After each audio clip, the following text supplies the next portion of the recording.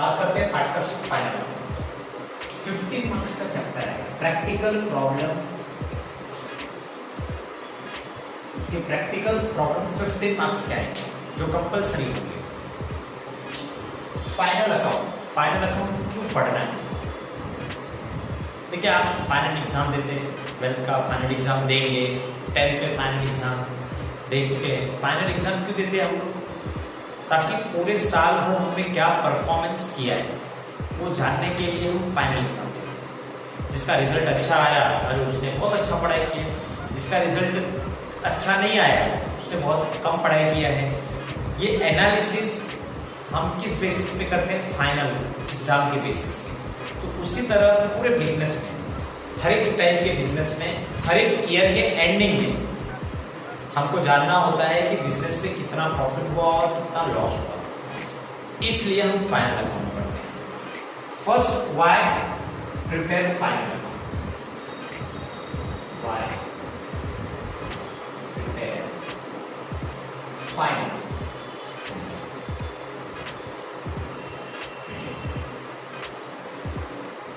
To know the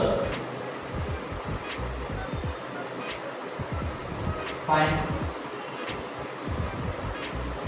profit and loss in the business. To know the profit and loss in the business. Second point is to know the financial position of the business.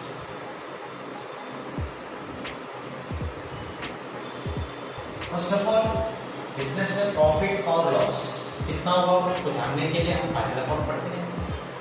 Second, to know the financial position of the business. Financial position का मतलब क्या होता है? Financial position का मतलब होता है balance sheet. Balance sheet को दो पार्ट में डिवाइड करेंगे। लायबिलिटीज, सेकेंड पार्ट होता है हमारा असेट्स। लायबिलिटीज का मतलब होता है बिजनेस के ऊपर कितनी उधारी है, और असेट्स का मतलब होता है बिजनेस को बेच कर, बिजनेस में जो असेट्स है उसको बेच करके फ्यूचर में कितना पैसा आ सकता है या उससे फ्यूचर में कितना बेनिफिट होगा, उसको हम असेट्स बोलते हैं। एक बार वापस से रिपीट करते हैं। लायबिलिटी का मतलब होता है बिजनेस के ऊपर उधारी, बर्डन, और असेट्स का मतलब होता है जिसको बेच करके फ्यूचर में पैसा मिले या उससे फ्यूचर में बेनिफिट हो, उसको हम असेट्स बोलते हैं। तो फाइनेंशियल पोजीशन का मतलब बिजनेस की कितनी उधारी है और बिजनेस से कितने असेट्स है, इसको देखने के लिए हम फाइनेंशियल पोजीशन, इसके लिए हम फाइनल अकाउंट पढ़ते हैं। जैसे आप लोगों ने एफआईजीसी में ना सोल प्रोप्राइटर फाइनल अकाउंट पढ़ा है, लेकिन हमको यहाँ पे क्या पढ़ना है? Partnership final account. पार्टनरशिप का मतलब होता है when two or more person are getting a business, दो और दो से ज्यादा पर्सन जब बिजनेस करते हैं तो उसको हम क्या बोलते हैं? पार्टनरशिप। क्या बोलते हैं? पार्टनरशिप। अब मैंने आपको बता दिया why prepare final account. 11th में आपने थोड़ा बहुत पढ़ा होगा, 12th में हमको थोड़ा डिटेल में पढ़ना है। First, second point, given in the problem.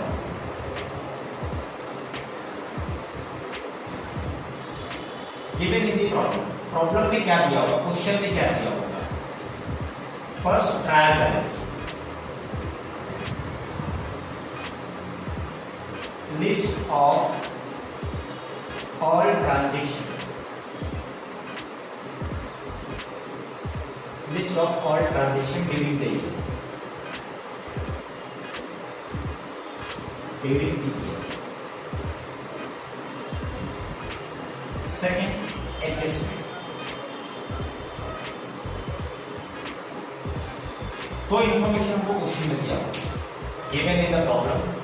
First of all, trial balance, list of all the transaction during the year, पूरे ईयर का जितना भी ट्रांजैक्शन है उसका लिस्ट दिया रहता है, ट्रायल बैलेंस है। B, adjustment. एडजस्टमेंट का मतलब होता है बुक में रिकॉर्ड करना बाकी, ये दो चीज इंफॉर्मेशन दिया है।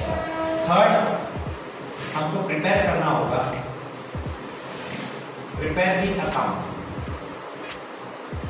हमको कौन कौन से अकाउंट प्रिपेयर करने हैं, हमको कौन कौन से अकाउंट प्रिपेयर करने हैं।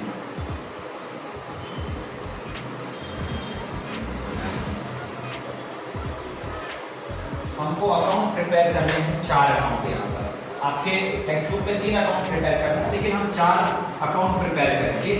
क्यों करेंगे वो मैं आपको बाद में बता दूंगा। Trading account,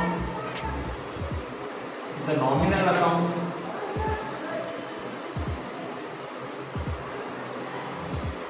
the profit and loss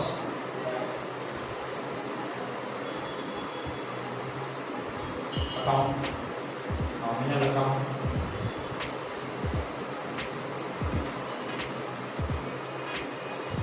C, partners capital और current account, the personal account,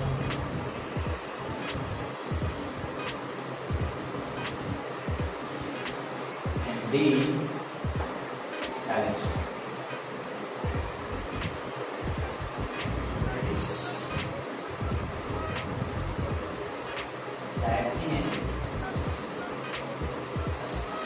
ये 4 अकाउंट प्रिपेयर करते हैं। First of all trading account, second profit and loss account, third partners capital account, fourth balance sheet. Balance sheet में 2 part होते हैं, liabilities और assets. Trading account is nominal account, profit and loss account is nominal account, partners capital और current account is personal account, balance sheet liabilities and assets. Trading account, trading account में हम goods से related expense record करते हैं। Profit and loss account में हम सारे indirect expense record करते हैं। पार्टनर्स कैपिटल है बैलेंस। अब एक एक करके मैं आपको एक्सप्लेन करूंगा कि भाई ट्रेडिंग अकाउंट में क्या होता है, प्रॉफिट एंड लॉस अकाउंट में क्या होता है, पार्टनर्स कैपिटल अकाउंट में क्या होता है और बैलेंस शीट होता है। ठीक है, जैसे लास्ट टाइम मैंने बताया आपको कि 4 अकाउंट प्रिपेयर करते हैं, trading account, profit and loss account, partners capital account and balance sheet. First account देखते हैं हम ट्रेडिंग अकाउंट। भाई ये ट्रेडिंग अकाउंट क्या होता है, ध्यान दीजिए। ट्रेडिंग अकाउंट होता है, trading account is a nominal account. Nominal account का रूल्स क्या होता है, ध्यान देते हैं। नॉमिनल अकाउंट का गोल्डन रूल्स है, debit all the expenses and losses, credit all the income and gains। Nominal account का रूल्स होता है debit all the expense and losses, credit all the income and gains. भाई debit all the expense and losses का मतलब क्या होता है, देखिए इसका मतलब होगा ट्रेडिंग अकाउंट में 2 पार्ट होता है, एक डेबिट साइड होता है, एक क्रेडिट साइड। इस वाले पार्ट को बोलेंगे डेबिट और इस वाले पार्ट को बोलेंगे क्रेडिट। 2 पार्ट होते हैं, एक पार्ट डेबिट, एक part credit. Debit all the expense and losses, ये डेबिट साइड जो भी होगा, जो भी आइटम्स आएंगे, जो भी एक्सपेंसेस होंगे, सारे एक्सपेंस होंगे, जो भी खर्चे करोगे सारे डेबिट साइड रिकॉर्ड करोगे। आप जो भी एक्सपेंस करोगे वो सारे एक्सपेंस डेबिट साइड, और आपको जो इनकम आएगी वो सारी इनकम क्रेडिट साइड। इसी को बोलते हैं नॉमिनल अकाउंट।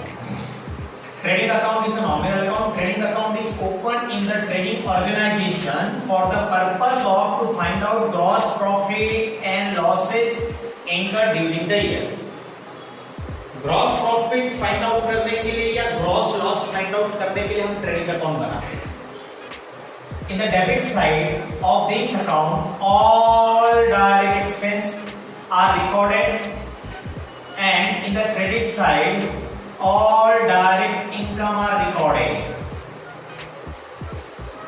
डेबिट साइड मैंने भी बताया सारे एक्सपेंस रिकॉर्ड होते हैं और क्रेडिट साइड सारे इनकम। लेकिन आपको बात याद रखना है, डेबिट साइड सिर्फ डायरेक्ट एक्सपेंस रिकॉर्ड होता है और क्रेडिट साइड सिर्फ डायरेक्ट इनकम। ट्रेडिंग अकाउंट में डायरेक्ट एक्सपेंस रिकॉर्ड होगा और ट्रेडिंग अकाउंट में डायरेक्ट इनकम रिकॉर्ड होगा क्रेडिट साइड में। ट्रेडिंग अकाउंट में एक आपको बता दूं, गुड्स से रिलेटेड एक्सपेंस, गुड्स से रिलेटेड एक्सपेंस, रिलेटेड टू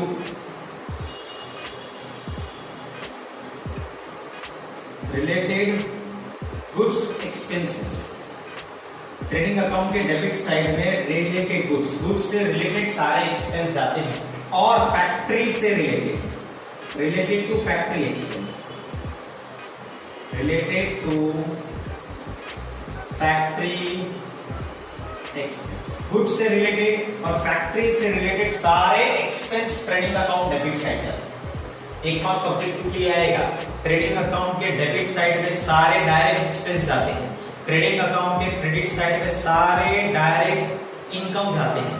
अब देख लेते हैं ट्रेडिंग अकाउंट होता क्या है। Trading account for the year ended, एक पार्ट डेबिट होगा, एक पार्ट क्रेडिट होगा। इसको दो पार्ट में बांटा गया है। देखिए पर्टिकुलर्स, दो अमाउंट का कॉलम है, पर्टिकुलर्स दो अमाउंट का कॉलम है। एक कॉलम को इनर कॉलम बोलते हैं, एक कॉलम को आउटर कॉलम बोलते हैं, एक कॉलम इनर, एक कॉलम आउटर। ट्रेडिंग अकाउंट के डेबिट साइड क्या क्या जाएगा एक बार देख लेते हैं हम लोग। सबसे पहले ओपनिंग स्टॉक। ओपनिंग स्टॉक का मतलब होता है कि भाई आज अगर सामान बच गया, एग्जांपल आपके घर पे आपने खाना बनाया, 10 रोटी बनाया मान लीजिए, और तो 10 में से 8 रोटी खा लिया, 2 रोटी बच गया, वो 2 रोटी क्लोजिंग हुआ, रात का क्लोजिंग स्टॉक, और सवेरे का ओपनिंग स्टॉक हो गया, उसी को हम बोलते हैं opening stock. Next purchase. Purchase मतलब खरीदना, उसमें से रिटर्न आउटवर्ड या परचेस रिटर्न माइनस करते हैं। परचेस रिटर्न जैसे मान लीजिए मैंने 3 मार्कर खरीदा, भाई 3 मार्कर खरीदा तो मैंने ट्रेडिंग अकाउंट डेबिट साइड लिख दिया 3 मार्कर। लेकिन ध्यान से समझिए, इसमें से ना ब्लैक वाला मार्कर खराब था और ब्लैक वाला मार्कर मैंने ना दुकान वाले को रिटर्न कर दिया, तो मेरे पास कितने मार्कर बचे? 2 मार्कर। मैंने जब रिटर्न कर दिया तो मैंने क्या किया? माइनस कर दिया। और जब मैंने ये मार्कर को रिटर्न किया तो ये मार्कर मेरे पास चला गया वापस दुकान वाले के पास, इसके लिए आउटवर्ड हुआ। इसके लिए क्या हो गया? वो आउटवर्ड हो गया। और जब आउटवर्ड हुआ तब मैंने लिखा रिटर्न आउटवर्ड। रिटर्न आउट को ही परचेस बोलते हैं। कैरेज या कैरेज इनवर्ड। कैरेज इनवर्ड वो होता है जब हम कोई गुड्स खरीद लेते हैं और उसको लाने का जो ट्रांसपोर्टेशन चार्जेस होता है उसको हम बोलते हैं कैरेज या कैरेज इनवर्ड। सेम उसी तरह से फ्रेट भी होता है। Dock charges. डॉक चार्जेस मतलब आप जब गुड्स बाहर से मंगाते हो, डॉक चार्जेस को अगर हिंदी में बोलूंगा तो जो बंदरगाह होता है उसके ऊपर सामान रखा जाता है, उससे रेंट लेती है गवर्नमेंट, उसको बोलते हैं डॉक चार्जेस। जैसे एक एग्जांपल देता हूं, अभी आपने जस्ट रिसेंट न्यूज में देखा कि एक अमोनियम नाइट्रेट करके 2750 टन अमोनियम नाइट्रेट रखा हुआ था पोर्ट पे। पोर्ट का मतलब डॉक पे रखा हुआ था और बम ब्लास्ट हो गया और बहुत सारे लोग मर गए, राइट। तो वो जो अमोनियम नाइट्रेट रखा गया था वो कहां पर रखा गया था? डॉक पे रखा गया था और उसका चार्जेस होता है, रेंट चार्ज किया जाता है। फिर ये concept to GST on purchase of goods. अगर आप कोई गुड्स परचेस करते हो तो उसको आपका भी नया टैक्स आया है जीएसटी, वो पे करना होता है। तो किससे रिलेटेड हो गया? हमारे गुड्स परचेस से रिलेटेड हो गया। प्रोडक्टिव वेजेस, आप जो लेबर को देते हो पैसा, आप जो लेबर को वेजेस देते हो डे टू डे एक्टिविटी करने के लिए, उसको हम बोलते हैं productive wages. Wages and salary. Import duty. Import duty मतलब अगर आप कोई गुड्स बाहर से मंगा रहे हो और जब गुड्स बाहर से कोई आ रहा है तो उसके ऊपर जो आप टैक्स पे करते हो उसको बोलते हैं इंपोर्ट ड्यूटी। ड्यूटी मतलब यहाँ पर होता है टैक्स। तो ये याद रखना, कितने लोग बोलते हैं कि पापा काम पर जा रहे हैं उसको हम ड्यूटी बोलते हैं, नहीं। इंपोर्ट ड्यूटी मतलब tax. Coal, gas, motive power, oil, water, ये सब फैक्ट्री में आता है। कोल, कोयला, gas, motive power, oil, water, ये सब फैक्ट्री में काम आता है। Trading account debit side. Royalty on purchase. Royalty on purchase मतलब रॉयल्टी का मतलब होता है, अगर देखा जाए तो रॉयल्टी का मतलब एक टाइप का होता है रेंट, या किसी भी चीज का हम रेंट पे कर रहे हैं। तो जब हम कोई गुड्स वगैरह परचेस करते हैं तो उसके ऊपर हम है ना थोड़ा बहुत रॉयल्टी पे करते हैं, थोड़ा बहुत हम रेंट पे कर देते हैं।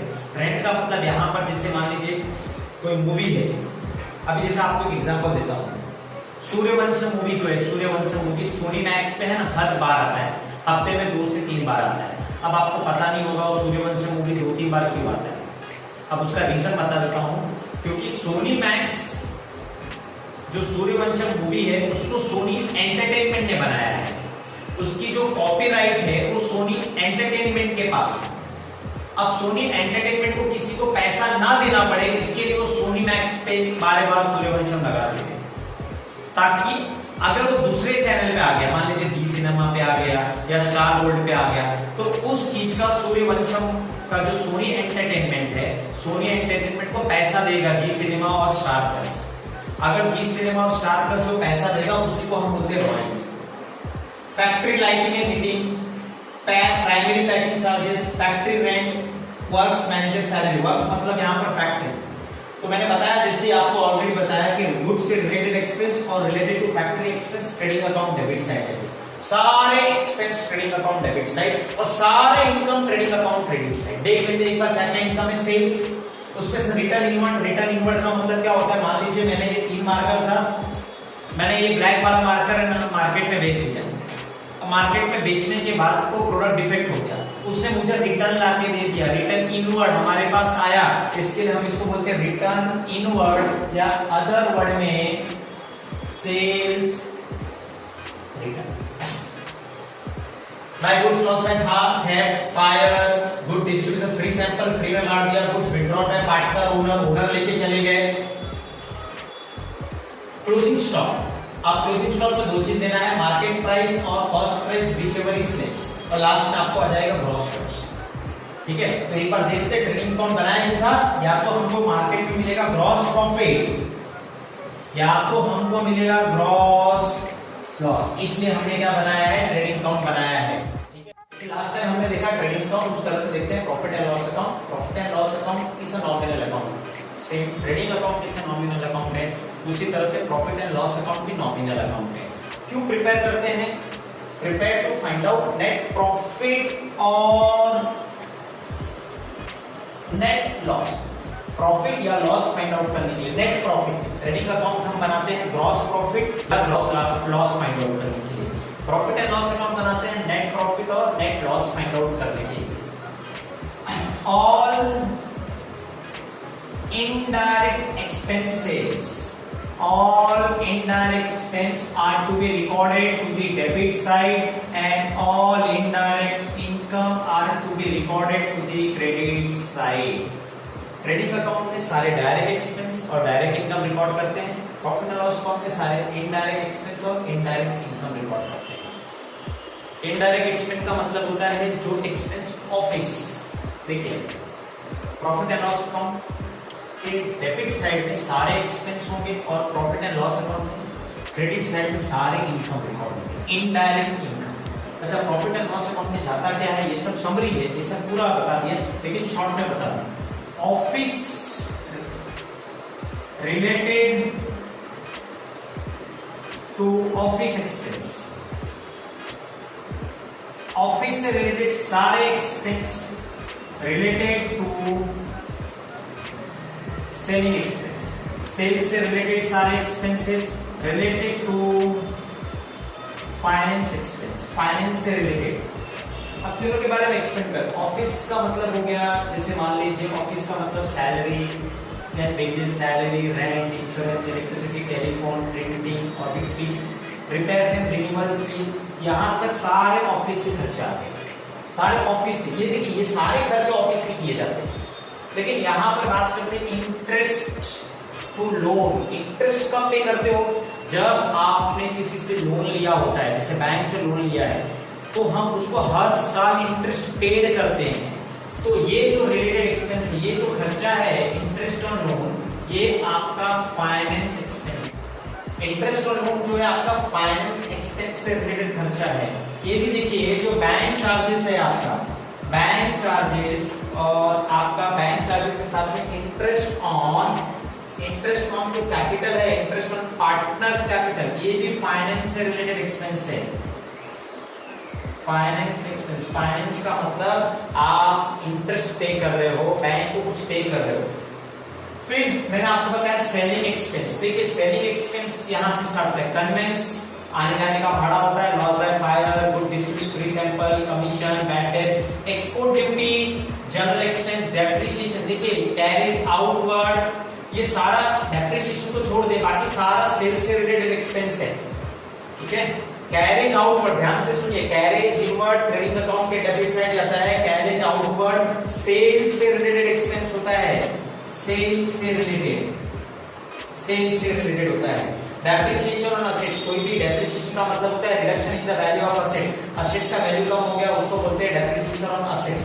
तो ये सारा खर्चा किससे रिलेटेड खर्चा, related to office, related to selling, related to finance, ये सारे खर्चे जो जाते हैं प्रॉफिट एंड लॉस अकाउंट के डेबिट साइड जाते हैं।